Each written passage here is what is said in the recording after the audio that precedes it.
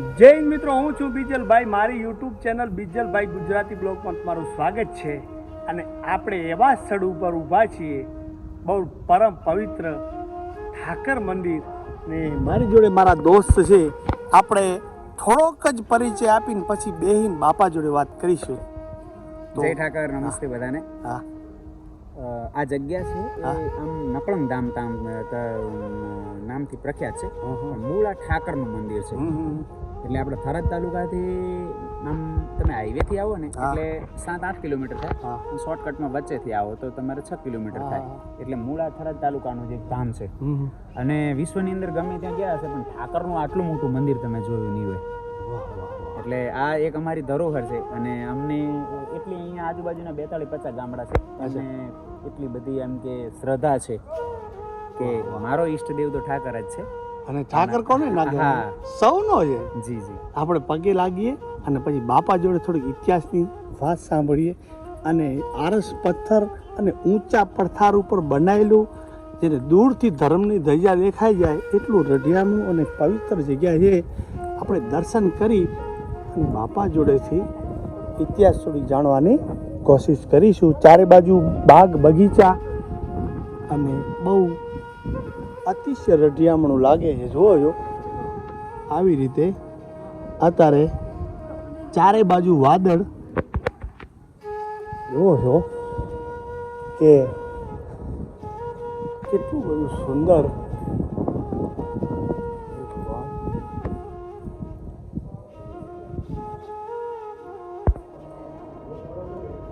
ઘોડા ઉપર સવાર થઈ હે તમને મૂછાળો ભગવાન જ જોવા મળે છે. હા, મૂછવાળા ભગવાન. જેટલા વંદન કરીએ એટલા ભગવાનને ઓછા છે. બહુ મસ્ત મૂર્તિ છે આરસ પથ્થરની. આ બાજુ ગણપતિ ભગવાન, આ બાજુ હનુમાનજી. ને હવે આપણે ચારે બાજુ તમને થોડુંક બતાવી દઉં.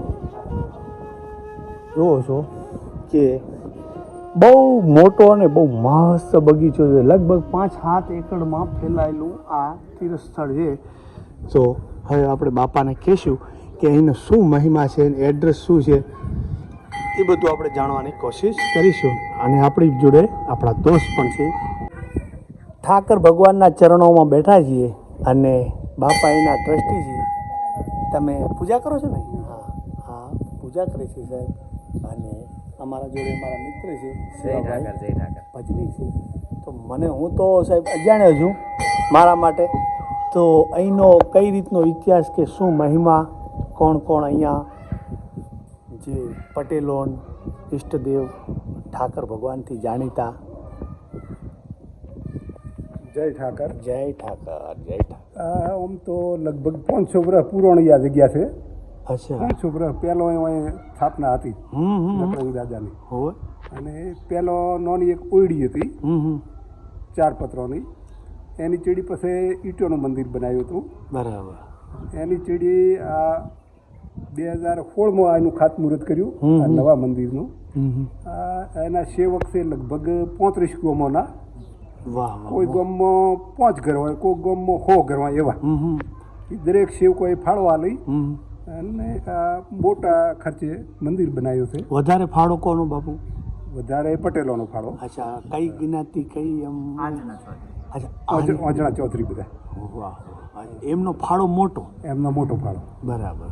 અને બીજી બધી કોમના એમાં રબારી ખરા, ઠાકોર ખરા, બ્રાહ્મણ ખરા, દર્દી ખરા, બીજા દરેક કોમના બધાનો ફાળો. તમારો આયોનો મોટો ફાળો આવ્યો. બરાબર બરાબર. લગભગ 90% પટેલોનો ફાળો.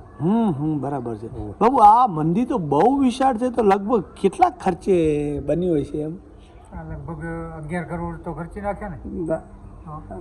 મંદિરના 3.5 કરોડ રૂપિયા થયા છે. અચ્છા. અને બીજા 3.5 કરોડ બીજા કુલ 7 કરોડમાં તૈયાર છું.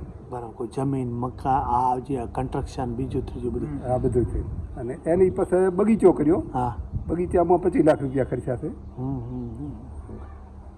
પછી અહીંયા પહેલો અહીંયા પાટ જ પૂજતા, મૂર્તિ નથી. પછી લગભગ 1984માં આ મૂર્તિ લાવી. ત્યાંથી અમારા ડોહા ગયા હતા જયપુર. અહીંયાથી મૂર્તિ આમ તો લગભગ એમ કહેવામાં આવે છે કે રૂબરૂ ઠાકર બાપજી જાય મૂર્તિ બનાવી જ હતી. અહીંયા લેવા ગયા ને હા તાર એ જે બનાવનાર હતો કારીગર, હા એણે એવું કીધું હતું હા કે આ મૂર્તિ બોનાથી બનાવેલી છે હા અને કાલે મુદત પૂરી થઈ છે અને એવી આ ભાઈ લેવા આવ્યા નથી ને તમે આવ્યા છો તમે નાનું પણ ઓહ તમારી અને અચ્છા પછી આવ્યો એ લગભગ 16,000 આ મૂર્તિઓ આવી છે. અચ્છા મૂર્તિ તો બહુ તેજસ્વી 4,000 ભાડું છું તું, હા 12,000 મૂર્તિના આવ્યા હતા. વાહ વાહ અત્યારે તો લગભગ 5 લાખમાં ન મળે. હા હા એ તો બહુ ક્યાંય કાળો દાગ નહીં, હોય. એકદમ વ્હાઈટ. અને એ બાબુ આ મૂછાળા ભગવાન અમારે કચ્છમાં તો મંદિરોમાં મૂછો નથી હોતી મૂર્તિને, આ તો વટવાળા ભગવાન હોય એવું નથી લાગતું. બીજું ભાઈ આ છે ને, હા ક્ષત્રિય હતા, હા. પછી આ કૃષ્ણ છે. એટલે દ્વારકાધીશ કો ઠાકર કો બધું એક જ છે. વિષ્ણુ ભગવાનનો લિંગ અવતાર અવતાર છે. જે હા. 10મો અવતાર હવે થવાનો વિષ્ણુ હા. ભગવાનનો, હા એ પોતે અને લિંગ અવતાર. હા. અમારે ઢીમા સોમળો છે એમને મૂછો તો થઈ. હા આ તો વટવાળા ભગવાન. હા, વટવાળા. વાહ વાહ વાહ. અને અચ્છા હા. અત્યારે ખૂબ શ્રદ્ધા છે અને પરચા ધારીએ છે. માણસ જે માનતા રાખે ને એની માનતા ભગવાન પૂરી કરે તો શ્રદ્ધા રાખે તો. એ તો શ્રદ્ધાના દિવસે હોય. બહુ સરસ. હાલ તો ધરતીનો થોડોક વધારે પ્રતાપ છે.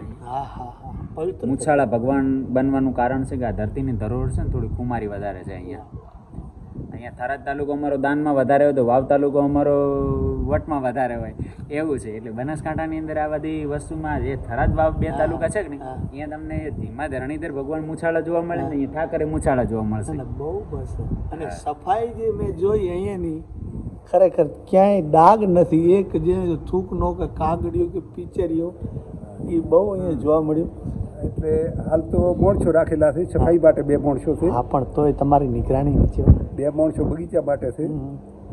અને ખર્ચો એ મહિને લગભગ 80,000નો અમારે આ મંદિર ઉપર ખર્ચો થાય છે. હા જે કોઈ મહેમાન હા, આવવું લાઇટ જવું, બિલ આવે, હા, બીજું ત્રીજું બધું છે. આવતું જતું અને દાદાની પેટીમાં એવા પૈસા આવ્યા જ હોય છે ને એમને સર પર હેડી જાય છે.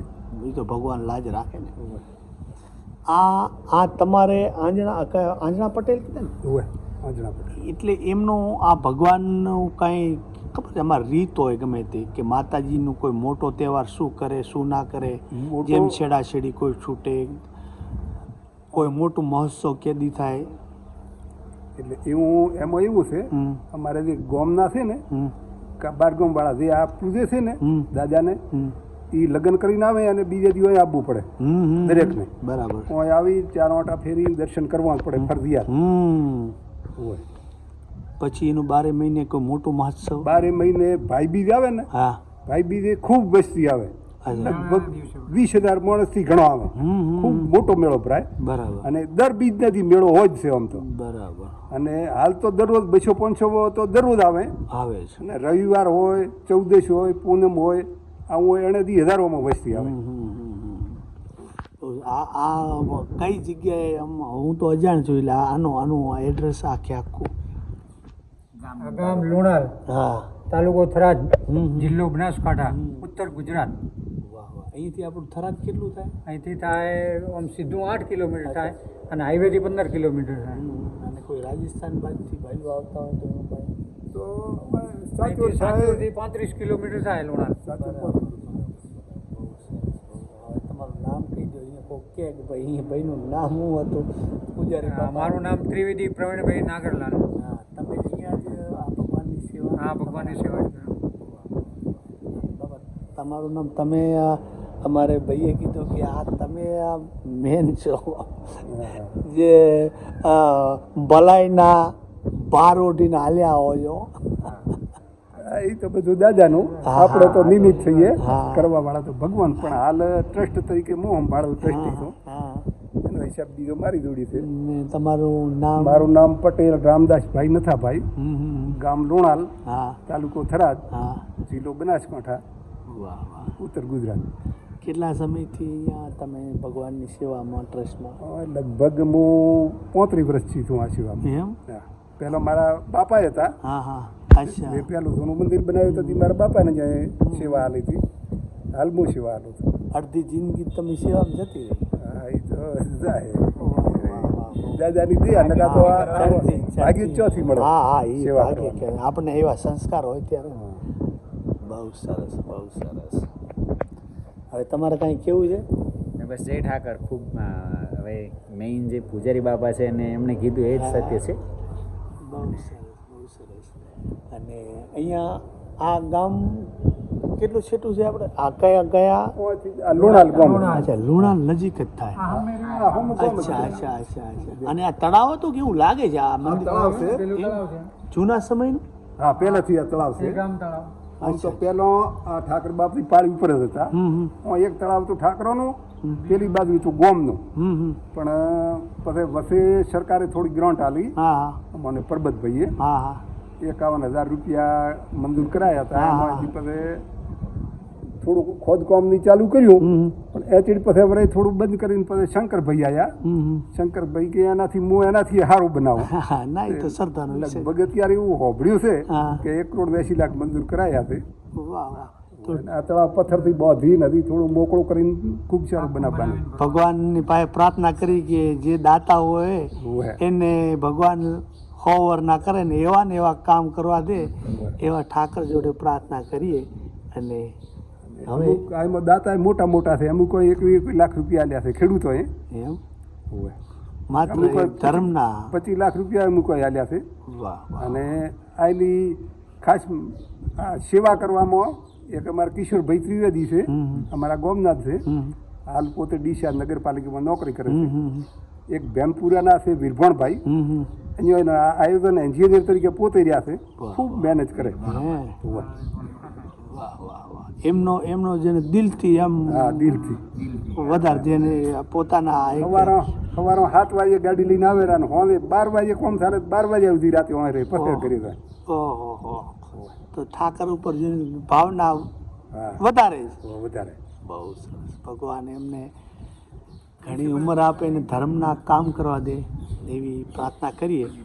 તો હવે ચારે બાજુ થોડુંક હું બતાવી દઉં મંદિર કેવું લાગી રહ્યું છે, અને પછી આપણે અહીંયાથી લેશું વિદાય. આ ધરતી માતાને આપણે પ્રણામ કરીને તો મેં તમને બતાવ્યું મુજબ કે આવી રીતે બહુ આરસ પથ્થરનું મંદિર અને આવી રીતે દેખાઈ રહ્યું છે.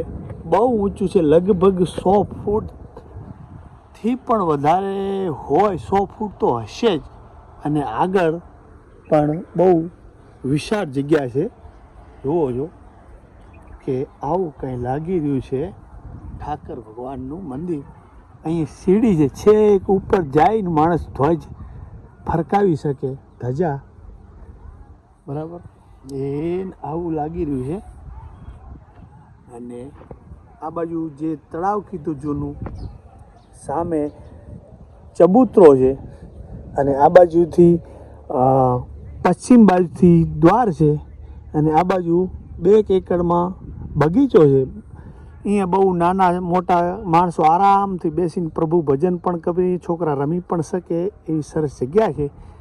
અને આવી વાતો સાથે વાલા આપણે મળતા રહીશું. તો આ ધરતી માતાને ઠાકર ભગવાનને આપણે પ્રાર્થના કરીએ કે જોનારાને અને વિડીયો શેર કરનારને ઘણી જેને કહેવાય ભગવાન આશા પૂરી કરે. અને આવી વાતો સાથે આપણે મળતા રહીશું. તો જય હિન્દ, જય ઠાકર.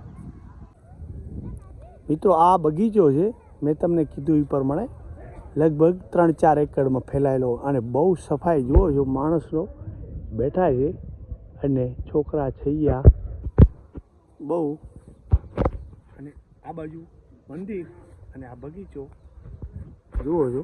અને આપણે ત્યાંથી અહીંયા આવ્યા હતા, અને આ બાજુ બગીચો છેક સુધી બહુ મસ્ત છે, આયોજનપૂર્વક બનાવેલો. અંદર અલગ અલગ નકશા જેવાના ભાતના ફૂલ, અને એની જે કટિંગ છે, એની ફિનિશિંગ છે, એની સફાઈ છે, એ ખરેખર અહીંયા આવો તો તમને ખબર પડે. જુઓ છો બોર્ડ માર્યા છે, અહીંયા કચરો કોઈને ફેંકવો નહીં.